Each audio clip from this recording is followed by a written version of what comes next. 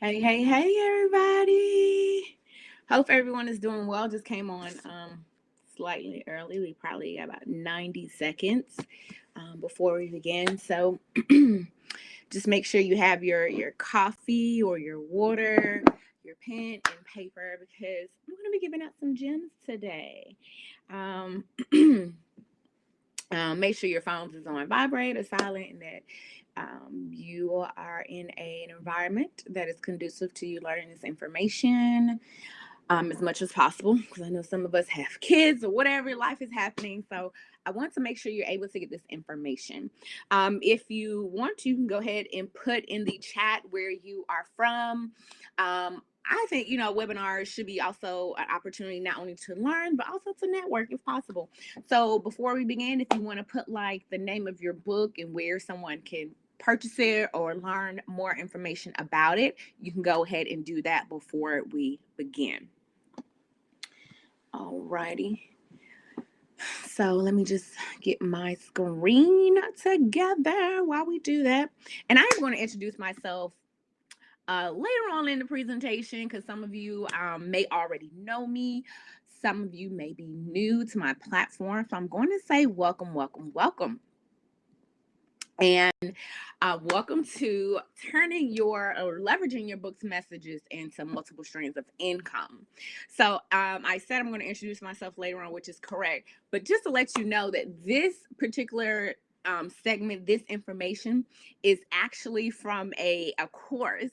I was doing a training as far as marketing your book 101, and during this particular portion that I was teaching this information, I guess a storm came through and the internet was really fuzzy, and so the connection kept going in and out.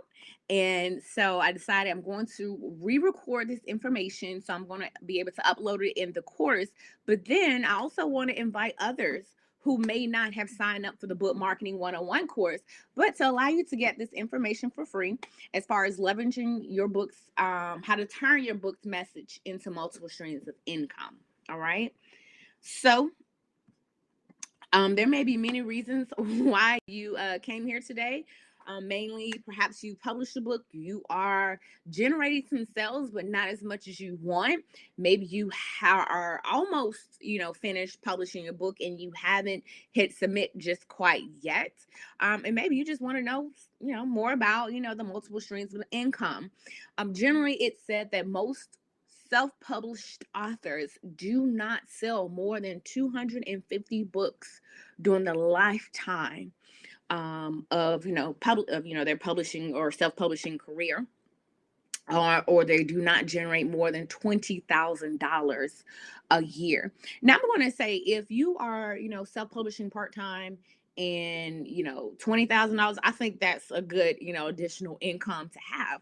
But if you are a full-time self-publishing author, $20,000, I mean, great, it's a blessing, but I don't really think you'll be able to afford a mortgage, a home, really live off of that in today's time. So we thank God for the 20,000, but definitely we want to do more.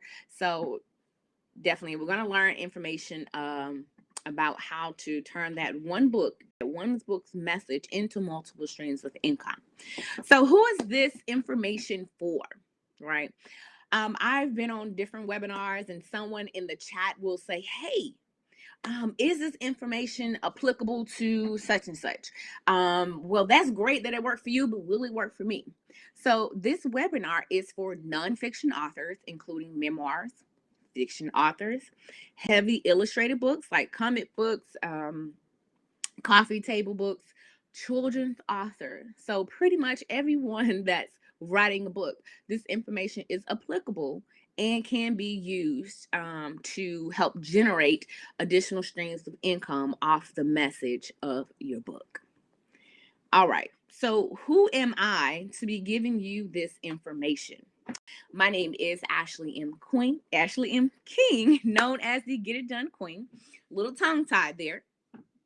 I am the founder of Get It Done Publishing and Ashley M. King Agency. So besides helping authors or writers become self-published authors, we also help them build a brand.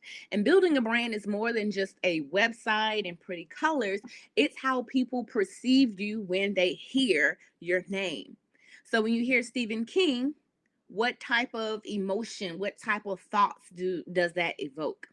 J.K. Rowling, T.D. Jakes. And you may or may not know these people depending on, your genre and, your background, how you were raised. But for those that do know that particular person, they are, one, perhaps they're following, they understand, and two, they have a perception, when they hear of a particular name, what they think about them, and preferably it's a good, thought. Brandy, you definitely want to be seen positive. You want to be seen as the expert and as in your particular industry per se. I personally have self-published 6 books.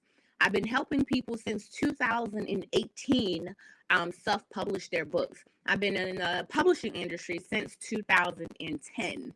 I do have a master's in creative writing with a concentration in publishing. And in 2021, I received a Colorado Book Award as far as the best edit on an anthology. It was a team effort. And that same book, Monsters, Movies, and Mayhem, received a star review in Publishers Weekly. And if you are in the publishing industry, you know how major Publishers Weekly is. So I'm very excited about that. And down below, you would see some organizations, media, press that I have been a part of. So that's about me, but we're not here about me. We're here about you and you learning this information of how to turn your book into multiple streams of income. So as I mentioned before, this particular module or section here you will see is chapter 5. It's part of Marketing Your Book 101. So previously I talked about all these other things. So we're just going to go ahead and jump right into chapter 5, which is turning your book into multiple streams of income, right? So awesome. So there are numerous ways that you can turn your book into multiple streams of income. In today's video, I'm going to provide just 8 ways, right? Some of these I have done before. I'm trying to look, I believe maybe there's only 1 or 2 that I have not done. But for the most part, these are something that I'm well familiar with, that I have personally done myself. So the first one is turning your book into another format. Generally, first-time authors, we get very excited about, publishing our book, and we just want to focus on a print book. Or maybe we're familiar with EPUB, and we see it as so much easier because you don't have to worry about printing your book. But a lot of people leave some other formats on the table. So besides print book or ebook, you also have audiobook. All right, and this is just a recorded version of your book. And so generally, a lot of people are on the go, whether they're in their cars, at work, and there is a demographic who likes to listen, listening, reading, however you want to say it, of their book, right? Because I am one, when I'm in the car, I like to still learn. I like to still be able to have the opportunity to read, especially when I'm traveling. Then I may plug in or purchase an audiobook and be able to listen and kind of tune everything else out. But I'm not gonna lie, I'm still a lover of print book, but audio definitely has a demographic, and that is another way to turn your income stream from that one book into multiple streams. So I'm gonna be honest. I mean, generally, if you are to use audio, I think it's Audio X. I think Audible. I can think with Amazon's platform as far as paying someone to convert your book into audio. You can do it yourself. However, if you are not the most well-spoken person, if you're going to stumble along, if you're nervous whatsoever, I'm not going to recommend you do this. This is going to hurt the quality of your book. So generally, when you are paying someone to do the audio of your book, they either have like a set fee, or you could do a royalty payment plan. So a set fee is generally $35 per finalized hour. So it may take them 10 hours to read your book, the final audio, because sometimes as far as editing, that 1 hour may have took them 2 hours. So once it's edited, that final 1 hour, if they're going to charge you $35, $50, $100 an hour. So if your book is 10 hours, that's 35 times 10, 55 times 10, 100 times 10, whatever it is. That's the flat fee that you're going to pay, which may seem a lot up front, but however, towards the back end, when sales come in, you're not splitting that royalty, unlike the other payment option, which is royalty split.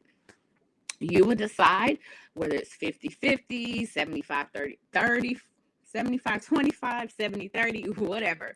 You're going to decide how much you're going to pay the person that recorded your book per book sale. Now, that may seem great up front because, hey, I am not, coming out of pocket a lot of money. Pretty much I'm not coming out of pocket at all. However, this is generally for the lifetime of the book.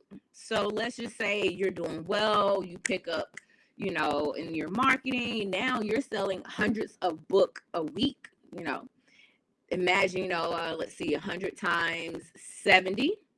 That's 7,000 for you, 3,000 for them. So that's money out of your pocket. They're making 3,000 a week. You're making 7,000 a week. Money out of your pocket that you're not getting. Now, at the beginning, you paid all up front, depending if it was $35 an hour, you paid $3,500, so $3,500 that one time. Now, because your book sales have picked up, you're paying them $3,000 a week. So you really have to think about the pros and cons, right? All right, next is hardcover. I have one book, Mama, You Got This, Mama, that is a hardcover edition. I only typically recommend this if by chance your fiction book, even nonfiction, has like a large following. Generally, when you have hardcover books, these are, like treasured keepsake, and people are going to hold on to them. And the reason why I say that, because hardcover costs more. It's going to cost you as the author more. But generally, the exception I say is to this is for children's book. Generally, when you have something that's maybe for 3 and under, hardcovers are more acceptable because kids like to put their mouths on everything. And if it's a paperback book, they're more inclined for the cover to be torn off, swallow it, and it could be a hazard. Just things to think about. God forbid it happens. Or if it's like a coffee table book or something like that. And the last one here is NFT, non-fungible tokens. I am still learning about this. But if you are someone that's futuristic and you understand, the metaverse, this is something that I am really loving and want to dive more into, because right now when we sell a book, we get royalty off of that one book sale. When you have your book as an NFT and part of the blockchain, when you sell that book, the initial, sell of the book, you may get $2, whatever, just simple math. However, when you have your book set up NFT, you not only get money, royalties from that first sale, but then from that second sale. So let's say if I sold you a book, I only get payment off of that, and then you turn around and sell your best friend the book because maybe she didn't have time to go to the bookstore. I get no payment after that. But once I have set it up as an NFT, I get payment from you selling your book to your best friend. So this is something that, some people are into it. Some people like, look, you know what? I'm not there yet. But I just want you to be aware of it. That is something that is actually happening. And authors have already done it. And I'm trying to learn more about it. I do want to offer my books as an NFT. And then also be able to offer an experience behind that. So just keep that in mind. The second one is events. So in the module, as far as book marketing 101, I went more in depth into this.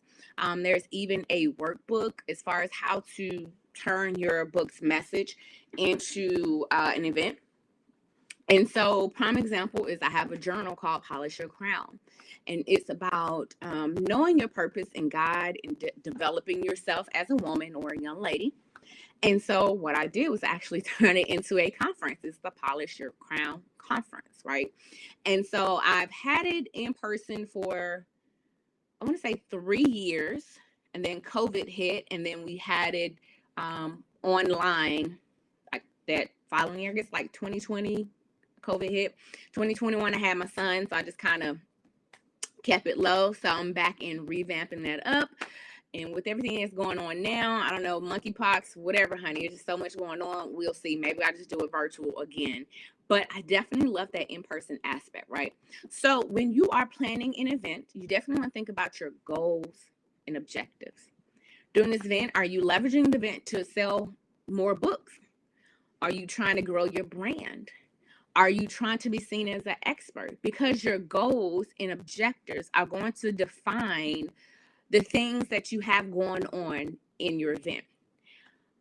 So you personally may not be the only person speaking. At Polish Your Crown, I was the host, I guess, the first year. Like, I introduced people, I interviewed the panel, but I was not the person speaking. Even though I wrote the book, my objective was to help more people. So I brought on other women in the industry that were of faith and that could help women develop themselves in different areas of their life, whether that's motherhood and business, various aspects. And so you have to think about, what is the objective? Now, if you want to be seen as an expert because maybe it's a nonfiction book, maybe it's about fashion, then you perhaps want to maybe be the only person there.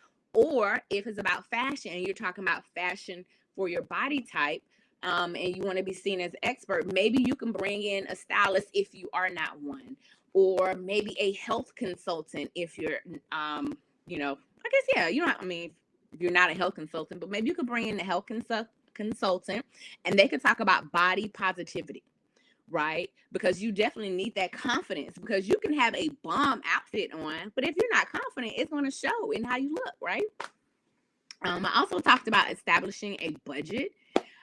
Everything you do, there's going to have a fee. Either you're not going to pay for it, but you're going to pay for it for your time, or you're going to leverage your time, pay back your time, redeem your time by paying someone else. So you need to establish the budget.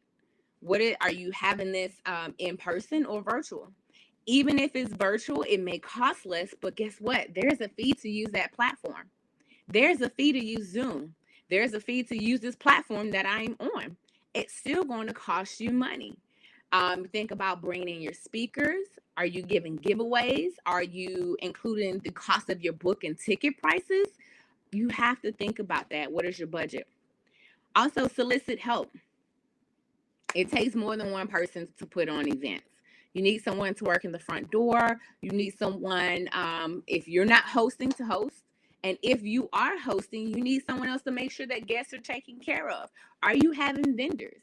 I had vendors at my Polish Your Crown event, and that definitely helped in my budgeting. So pretty much one of the things I talk about or teach is, when you're putting on an event, generally, I like for my vendors to pay for the actual venue, hall, and possibly more. So if it cost me $1,000 to put on in, like, to host an event at this venue, then, and I only can fit 8 vendors up in there, I did my walkthrough, only 8 can fit, then I perhaps want to charge $125, whatever the math. So hopefully it's $125 just to cover the cost of the venue. Now, you want to make sure your vendors are getting $125 worth, right?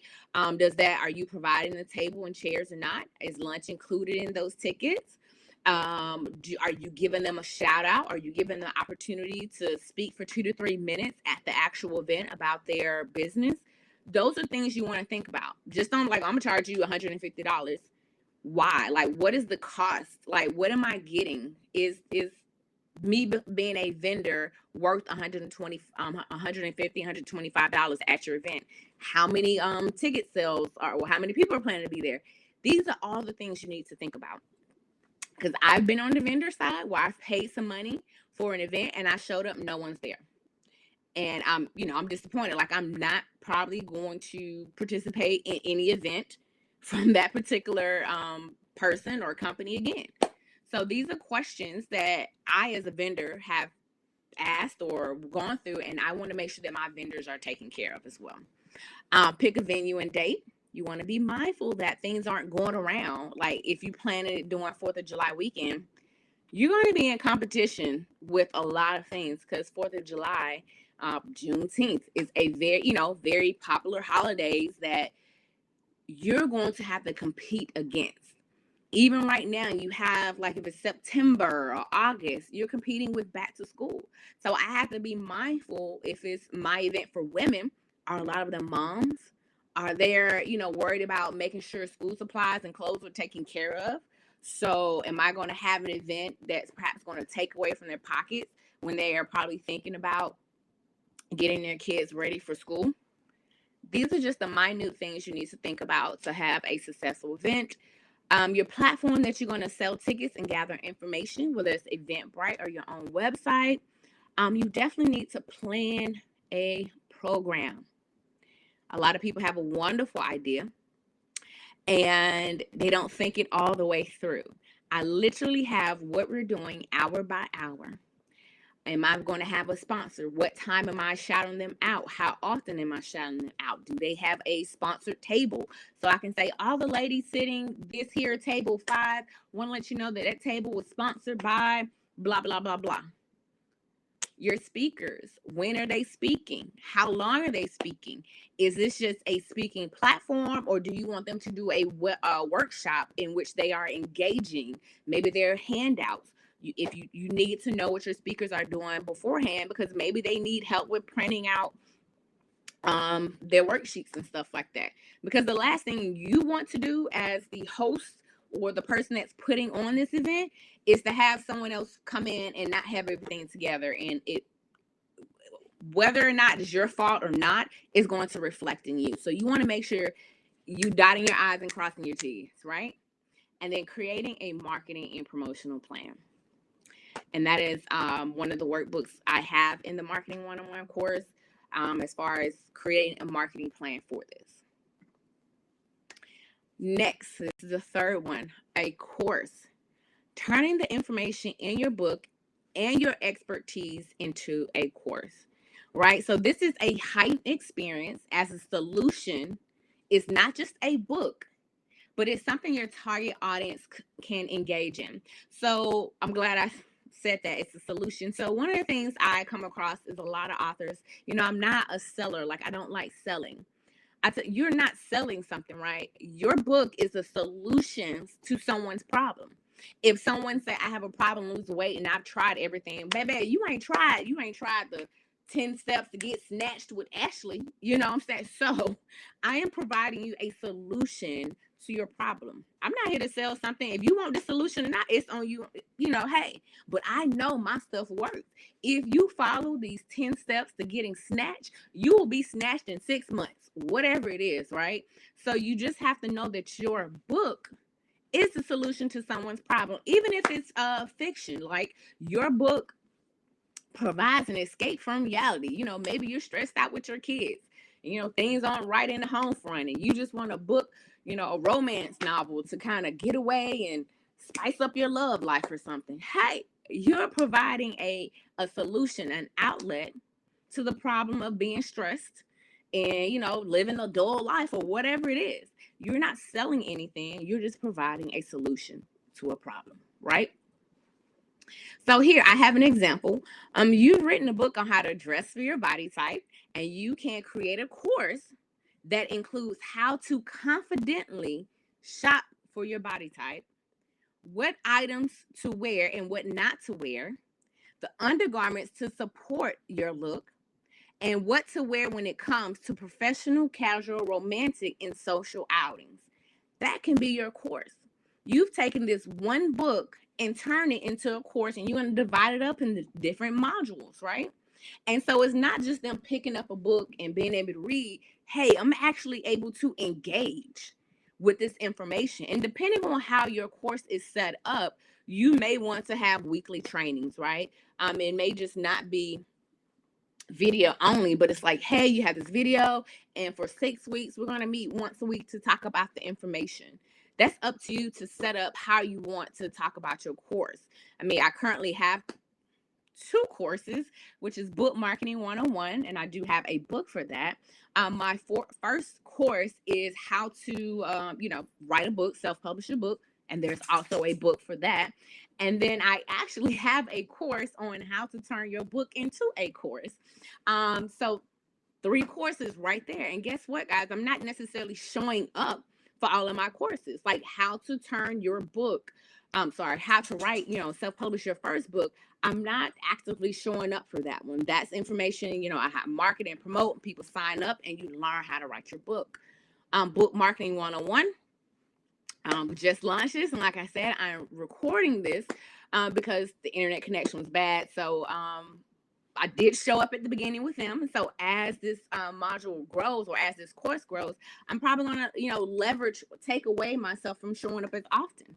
Of course, with how to turn your book into a course, that one I am showing up because I want to, it's real hands, real on time. We are building your course in real time. So by the end of the course, your course will be launched. You will have some people in there. We're working on that.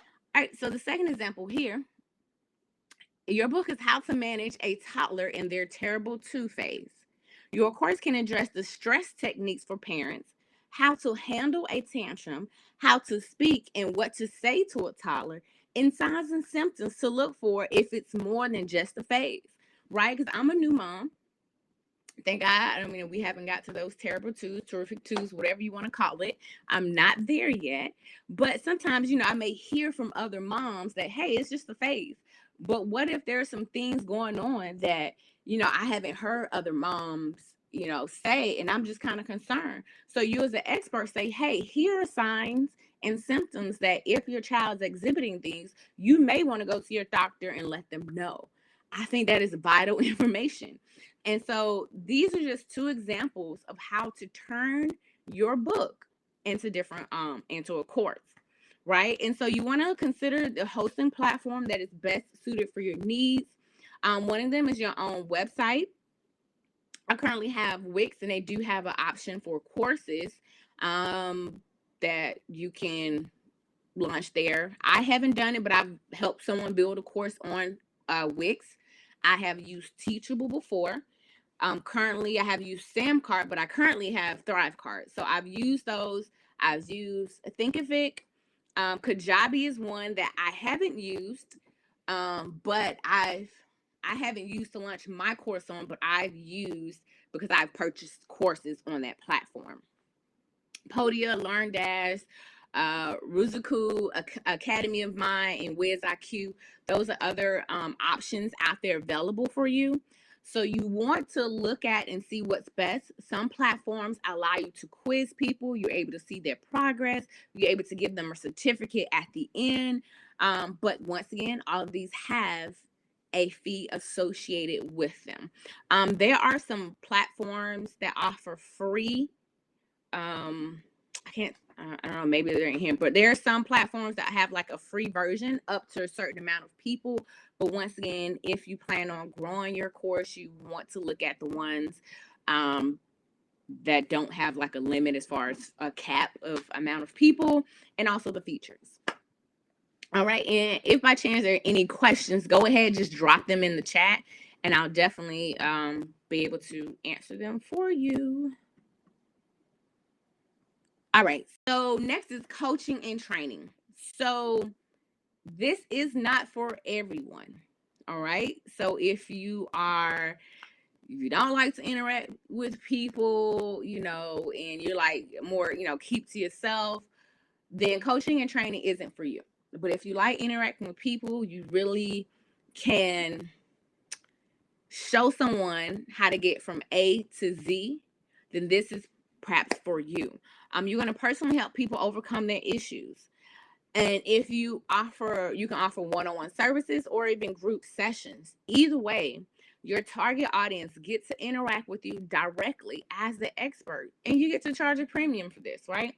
Because guess what? They can either get your book, they can get your course, but if they want that one-on-one time with you, then hey, you can coach and train. So in the previous example, if you started a course about fashion, but they're like, great, I love the information, but I really just want that one-on-one help. Then maybe you could do Zoom calls if it's something local. Then hey, you charge that premium fee to come out to them and perhaps personally style them. Personally, be there. I don't know if they would do personal shopping. But if it's not personal shopping, maybe they can do like a Zoom where you show their closet and you have them try on. Yes, no, throw it out, keep that. This is what you do to, spice that up, make it look nice, etc. If you're someone that, you are teaching about the terrible twos, then you have to do maybe a group training because there are going to be a lot of moms who perhaps have that a toddler in their two phase and kind of coach them one-on-one, and they can group coach them. They can ask you questions, but maybe it's a mom that's like, hey, I don't want everyone to know my business, and they want to get that one-on-one. You're going to charge a premium for that because they're getting your undivided attention, right? So depending on the subject matter, comfort level, and expertise, you may need to get a certificate in the areas that you will be coaching and training in. All right, so this is an example that I've seen. All right, so for real life. An author wrote a book about relationships and became a hit, right? People began to seek her out for counseling and advice. Because their sessions, not real life, no, because their sessions were private in a nice office, she gave advice that worked. And people assumed that she was a licensed therapist, right? Because, I'm coming to your office, I'm sitting down, we have one-on-one, you helping me and my significant other, and it's working, like we're getting better.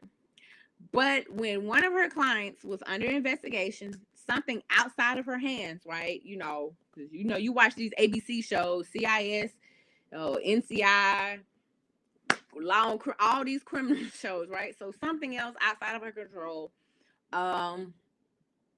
they were being investigated, and so they came and was like, we want your records. And the guy was going to be like, well, those are confidential.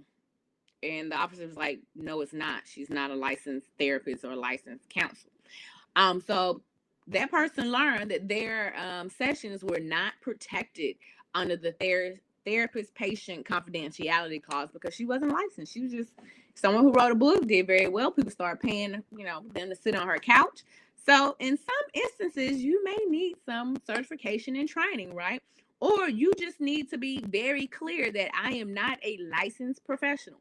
Have them sign a waiver so that will protect you as the therapist counselor to, hey, they knew that I was not licensed in this particular area. And I was just the ear for them to listen, and I gave them my advice. So depending on if you are going into this coaching and training space, you may want to look up if there are certifications that you need in order to do what you're doing, right? So next, I don't know what number this is. I think maybe this is 6, 7, not quite sure. Next is licensing, right? So licensing is the act of giving someone permission to use your work without giving up your rights, right? You can license the content of your book to an organization for a period of time, and they pay you a fee. So I have not licensed my book yet, but I have licensed my content, stuff that I have written. So besides writing books, I also write newsletters, people's social media content for them. And so I was like, well, hey, people that aren't authors still need writers.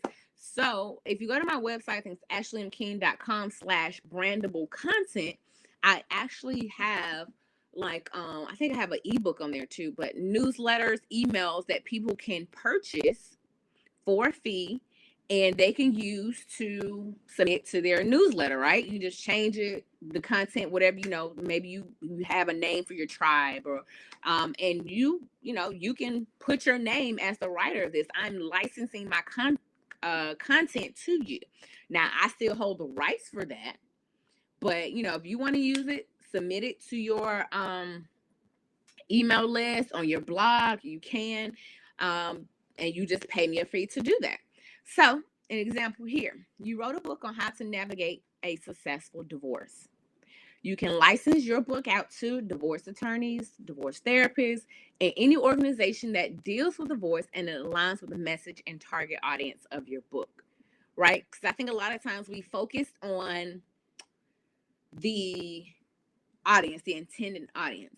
But I tell my authors, you have two audience when you purchase a book. You have the reader and then the buyer. And I think children authors are more familiar with this because their reader are children, right? They wrote a book. Ideally, they want the child to read it, but the child doesn't have money to buy it. So the parent is the buyer.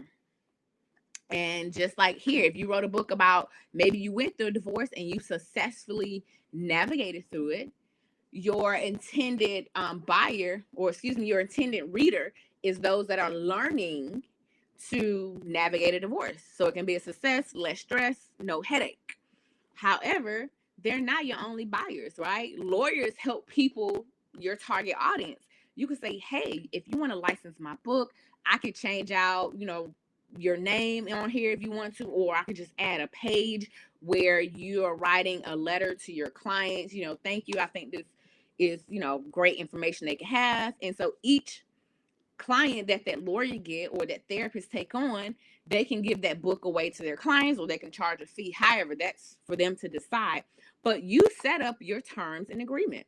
You say you're going to pay me $15 for every book, or maybe 25, whatever it is. You set the terms, and they can only license your book for a year. Each year they have to come back to you to purchase these books, right? And so a divorce therapist, they perhaps will license out the book with their name on it or their branding and could sell it to give away to the audience. Once again, it's up to you to set up those terms. Either way, you're getting paid, right? And you're not giving away your rights to this book, right?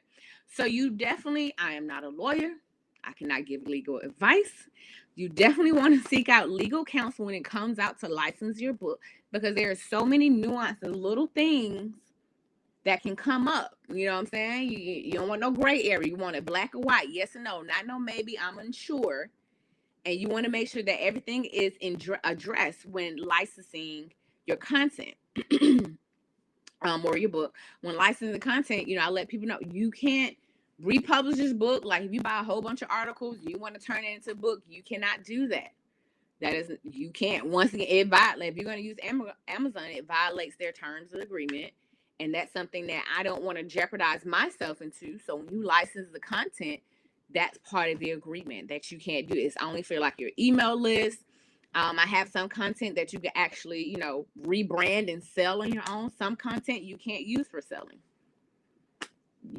Those are the nuances that you need to set up and let your end buyer know, excuse me, about the terms and agreements. All right. And next is speaking. All right. So I did talk about this speaking in the Marketing Your Book 101 more in detail. But to kind of recap, I had it's like 4 different techniques. One is planting seeds. And this is kind of like an analogy for farming, right? As a farmer, because I have a garden. So when I go out here and I plant seeds, springtime, whenever, I'm hoping that I'm going to get a harvest. Like my carrots, because I need to go pick them. So I'm hoping every seed that I plant, my carrots are going to grow, and I'm going to be able to pick those and be able to eat me some carrots later on, right?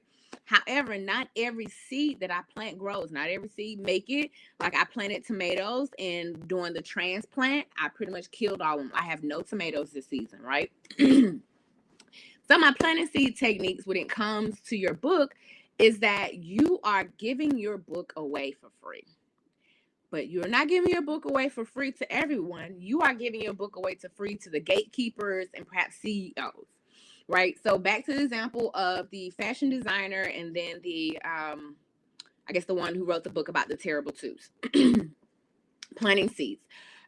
If you are the fashion person, you perhaps want to give your book away to a company that deals with sales. Like they send a lot of people out, and they're being, the people that are sent out are a representation of them.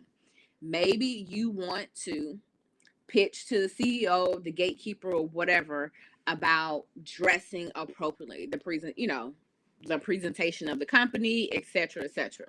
So I'm gonna say this. I mean, I don't know the full details or whatever, but when Delta switches their uniforms, because I think they were, I forgot what color they were before, but then they went on to like a purple. I want to say like an eggplant purple almost. I'm pretty sure they had a consultant, that came and say, hey, this is the color that's going to match. When people see this color, this is what is going to, the emotion it evokes, the perception. It needs to be fitted here. It needs to stop at the knees. It needs to, be tailored here, cuff 3/4, or is this, I don't know, what is 3/4? 3/4 or whatever, difference between right here and down here. So I'm pretty sure they met with someone like that, whether that's in-house or they outsourced it, but someone that's going to help consult them as far as how their employees should dress to represent the company.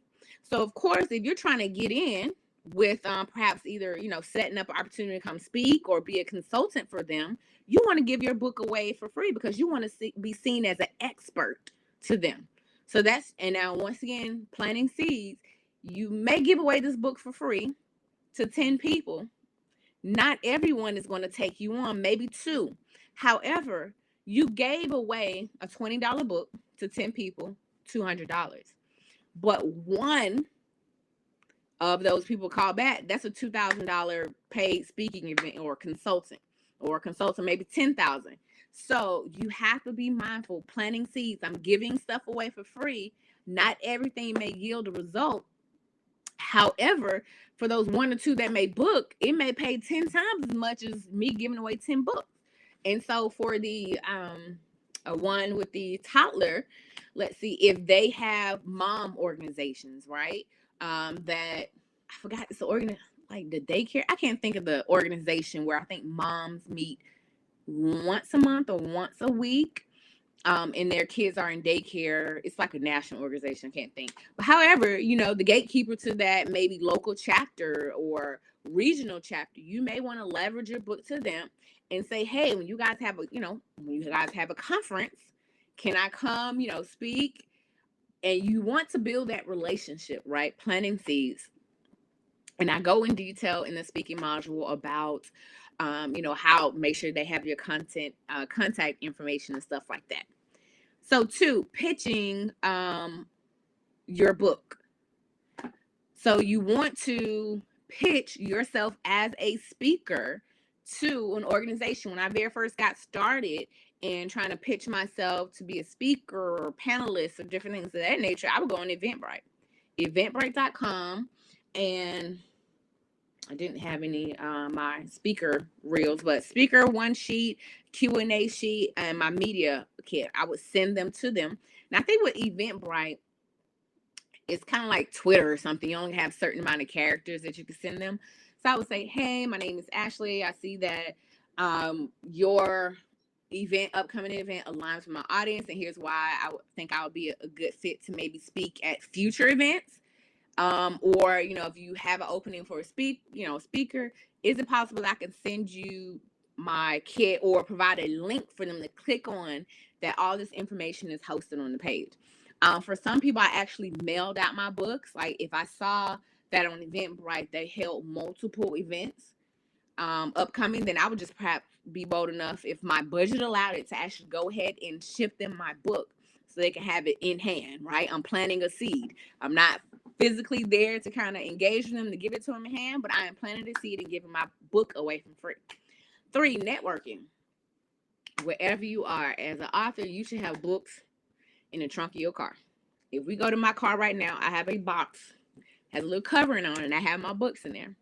I take my books with me if I'm networking. Whether you planting seeds, whether you are actually at an event and you plan on selling your book, you want to network.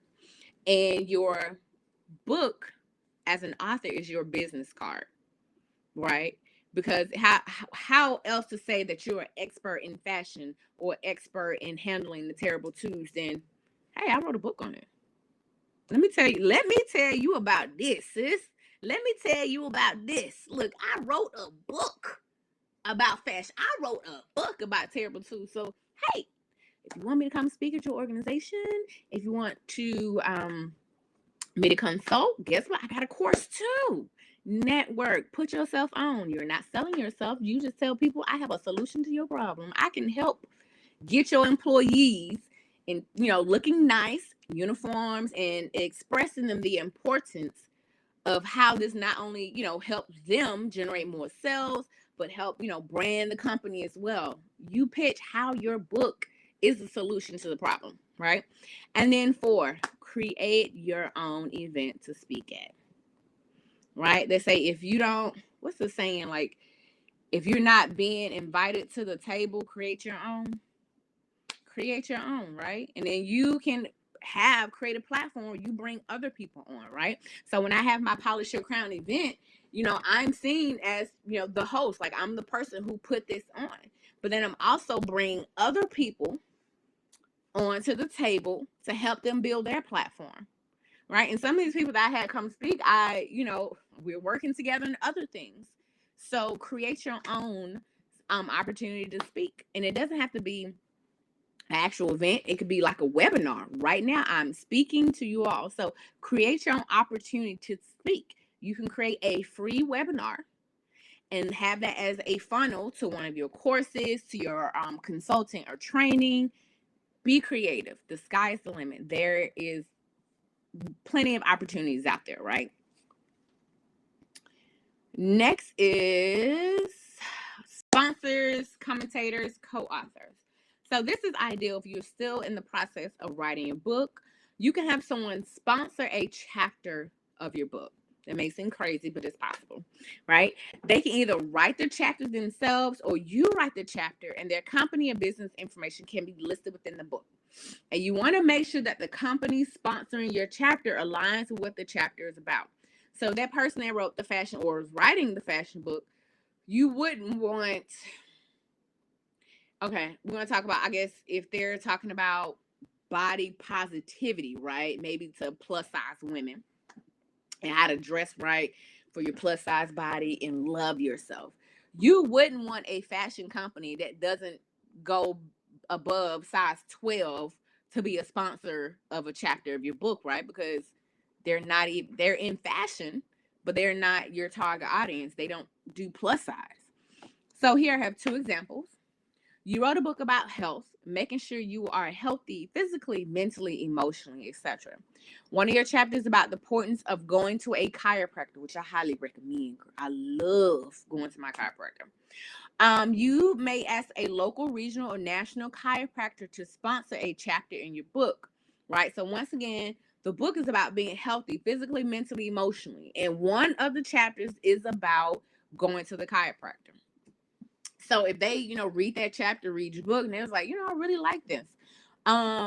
You can let them know, hey, my first print run, I'm doing 5,000 copies, right? And so everyone that gets this book, they will see your company's name, information, and they can reach out to you. Now, if by chance you already wrote the chapter, then hey, they want to read it to make sure it's something that they agree upon. If by chance they say, hey, I want to write the chapter, and it's cool, you want to make sure that what they write aligns with the overall theme of your book, okay? Because you don't want to be publishing something with your name on it, and you be like, that was in my book? Like, I didn't even know that was in there. I don't even agree with that. You want to make sure you read what they're writing and make sure that both parties are on the same page. All right. So another example here, you wrote a children's book about imagination. You can find an organization that aligns with supporting children's imagination and see if they will sponsor the book. Generally, a children's book is like one big chapter, right? It's not like a nonfiction book that has it. So children's book, fictional book is like one big chapter. So you might not have many sponsors. You may just have a sponsor, right? And so the Children's Museum here in Atlanta, Georgia, is a hands-on museum that allows children ages 8 and under to experience the possibility of play. The possibility of play. Seems like imagination to me, right? So they might be interested in what you have to offer, right? So if it's a great book, you may have to definitely do some networking to meet the right gatekeepers and say, hey, this can be the official book of this, or we sponsor where you get 40% of the proceeds of this book is going to be given back to the Children's Museum. However, you work that out. So that's one way of sponsors. Commentators are people that may comment on your book. So in the chiropractor example, they may not want to sponsor an entire chapter, but hey, they may want to write a quote in there and you're able to quote them. And I think that's going to look good for them because, you know, hey, they're going to be like, hey, I'm quoted in this book. And they're perhaps going to tell their, you know, and I guess not employees, their customers about it. And you can let them know, hey, you coming in the book. If you want to purchase wholesale, I can give you 30 or 40% off, purchases since you commented in the book. That helps generate sales for you. And of course, co-authors, that is pretty much an anthology. And so that is an option as well. And once again, this is generally for those that are still in the process of writing your book, right? Because if it's already published, you can go back, do the whole process, update it, get a whole new ISBN, all that type of stuff, do your second edition or whatever. So that is possible, but generally it's much easier if you haven't already published it to let people know that, there's an opportunity for this. All right. And I think this is the last one, paid community or group. So this is similar to coaching and training, which is community or group. This is perhaps not as personal coaching, but it's putting together a group of like-minded individuals that can help and support each other, and you will just help facilitate it. So it's not as hands-on. So if by chance you have like a group of like-minded people, so I would have perhaps Get It Done Publishing. I have my Get It Done Publishing accountability and resource group. So within here, I provide information as far as ISBN, publishing, marketing your book. I'm not as hands-on in that group. I'm giving you the resource, the information. If by chance someone is in that group and they, a lot of people have a particular question, I'll do a video. I'll do a module just for them. The accountability aspect of it is, we would meet once a month to say, hey, are you on target for this? Are you on your goals? And for those that need a little more hands-on, and that's when we get into that consulting part of it.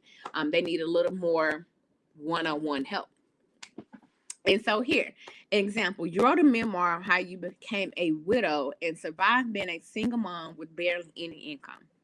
You can start a group for widows and provide resources and an outlet for them to be heard. Because a lot of people just want to be heard, right? So you can go live within a group once a week or bring other people to speak to your group. So you don't have to be the only person speaking. Like if you start this group and you see someone that is really active, really growing, you can ask them, hey, do you mind being a admin or a moderator and, kind of like posting, really engaging? You can use this opportunity to speak out as well. It doesn't have to be you. And this is ideal for those who need extra support in transitioning from hurt to heal. Like they don't want to feel as if they're the only ones going through this alone. It's a community. So that is a little different than your coaching and training. Coaching and training, you are the one like seen as the authority expert. You are the one showing up. Paid community or group, it's not necessarily all on you, right? You can bring other people to come in. You just simply post the resources that people are needing. Like people want to feel connected. All right. So here we just have questions. If there are any questions, I don't think I see any, but questions if you have any. And so here, these are the different resources that are offered within the Marketing 101, Book Marketing 101, how to leverage your book's message to generate sales with ease. So here, like I said, we talked about how to become a paid speaker, your DIY PR tactics for authors, right? How to pitch yourself to the press so that your book gets picked up by the media. This is definitely... I have a question. Oh, awesome. Well, thank you. I'm glad you enjoyed it, Crystal. So here, the DIY PR tags is how to pitch yourself to the media, because this is definitely something that if I could show you that my book was in Publishers Weekly, I think I got that up there, then hey, like she's legit. If I could show you that, my book or someone commented on my fashion book, in Vogue or whatever, that definitely, builds you up as the authority figure in your industry. Press release 101, making press release that's going to grab the attention, my little dog over here, but grab the attention of the media, right? So you're pitching yourself, that's hoping that your book, your whatever is going to be picked up by the media. Well, no, you're pitching yourself to, hopefully they'll put you in there. Press release, you're saying, hey, it's already out here, like I have this course, I'm just letting the world know. And sometimes they may pick it up and contact you to, write a little write-up or feature on it. Planning your tour, we talked about how to plan a book tour, an event, different things of that nature within that tour, right? And I also covered in-person tours and virtual tours, because with COVID happening, a lot of things virtual now. So we talked about creating a virtual tour and my book marketing plan, your blueprint for success for marketing your book, right? You're not selling it, you're providing a solution to a problem. So learning how to leverage that message to be the solution to someone's problem. So if you're interested in the how to leverage your book's message to grab attention and generate sales with ease, you can find the information at digital.getitdonepublishing.com/marketing intensive. Let me see if I can pull this up. Hopefully put this in the chat. I don't know if I can. All right, so I put that in the chat, the question art. So it's digital.getitdonepublishing.com/marketing intensive, where you can go to learn about leveraging your message to grab attention and generate sales with ease. If by chance you're not already following me, you can go to my website, ashleymking.com, to learn more about me. My email, hello@ashleymking.com. And on IG, Facebook, and LinkedIn, I am the ashleymking.com. Not .com, but the Ashley M. King. Okay. So I want to thank y'all so much, right, for tuning in. And like I said, if you have any questions, my email is hello@ashleymking.com. If you want to join the course, digital.getitdone.com/marketing intensive. If you want to know, if by chance you just hopped on and you haven't written your book, I have the course about writing your book for the first time. And then I'll be launching the course, how to turn your book into a course again. So once again, this is me working one-on-one. So that's not always running. I actually have sign up times and different things of that nature. So if you're interested in signing up for the next how to turn your book into a course, just send me an email at hello@ashleymking.com. But I thank y'all so much for tuning in. I did within the hour. That's good. We got 4 more minutes to go. So I did good.